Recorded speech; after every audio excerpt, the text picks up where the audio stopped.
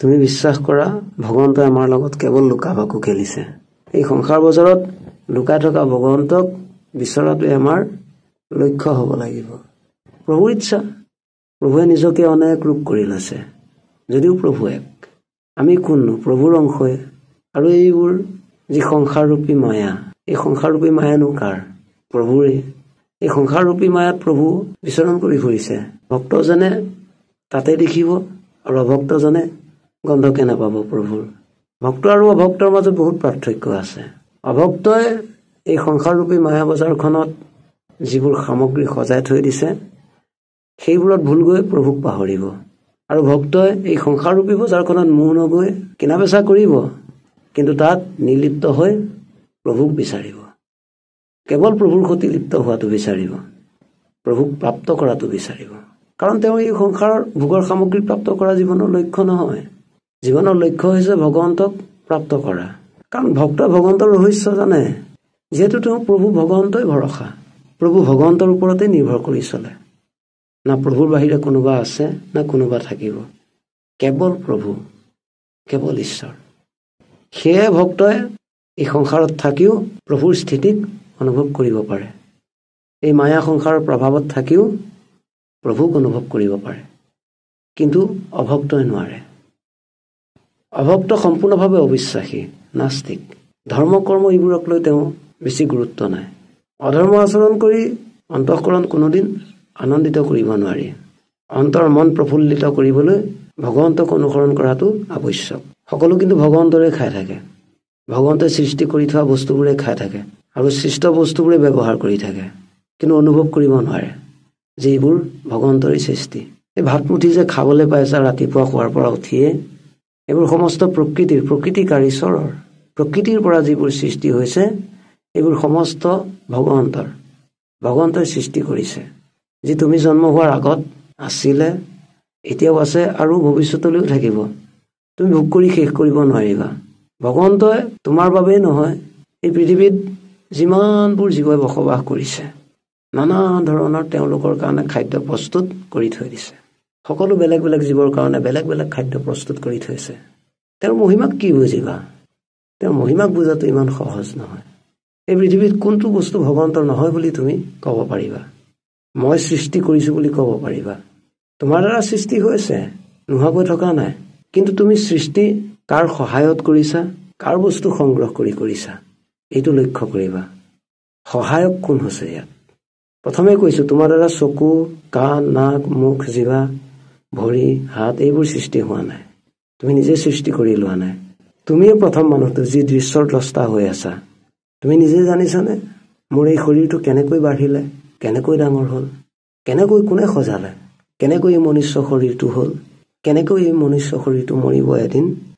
আজিলৈকে নিজক জানিব নোৱাৰিলো। আৰু প্ৰভু ভগৱন্তৰ কৃপা নহ'লে এই মনুষ্য জীৱনত কোনো দিনেই তুমি নিজক নাজানিবা। সেই দৈন্য হৈ প্ৰভু ভগৱন্তৰ শৰণাপন্ন হোৱাটো আৱশ্যক। তোমাৰ ভুল তাতেই হ'ল। প্ৰভুৱে সৃষ্টি কৰা যি সংসাৰ বজাৰ, এই সংসাৰ বজাৰৰ প্ৰত্যেক বস্তু প্ৰভুৰ, এইটো নাজানিলা। কোনোবাই ক'লেও এইটো বিশ্বাস কৰা নাছিলা আৰু বিশ্বাস কৰিবলৈ ইচ্ছাই নকৰা। কিয় নকৰা? কাৰণ তুমি পাপ আচৰণ কৰি আছা।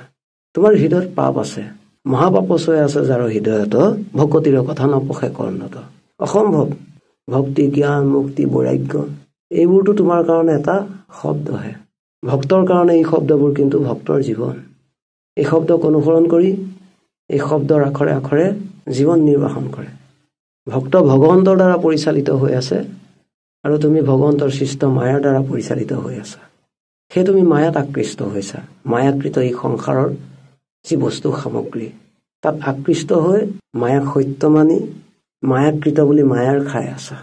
কিন্তু মায়াক কোনে সৃষ্টি কৰিলে? প্ৰভুৱে সৃষ্টি কৰিলে। এই মায়াৰূপী সংসাৰ বজাৰত আমি প্ৰভুক বিচাৰি উলিয়াবই লাগিব। আমি সকলো তেওঁৰে সন্তান। তেওঁৰ সৃষ্ট এই সংসাৰত আমিয়ে শ্ৰেষ্ঠ। আমাকেই শ্ৰেষ্ঠ কৰিছে প্ৰভুৱে। কাৰণ আমাক জ্ঞান লোৱাৰ ক্ষমতা প্ৰদান কৰিছে। প্ৰভুৱে প্ৰদান কৰা আমাৰ বিবেক আছে, বুদ্ধি আছে। আমি ইহঁতৰ সহায়ত সৎ অসৎ, পাপ পুণ্য, ধৰ্ম অধৰ্মক বিচাৰ কৰিব পাৰোঁ। সেয়ে আমি শ্ৰেষ্ঠ।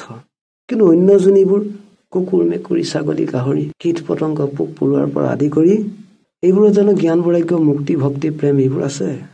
কিমান ধন্য হ'ব লাগিব এই মানুহৰ শৰীৰটো, এই মানুহৰ জন্মটো। চোৱা, পশু আৰু আমাৰ মাজত কি পাৰ্থক্য থাকিব?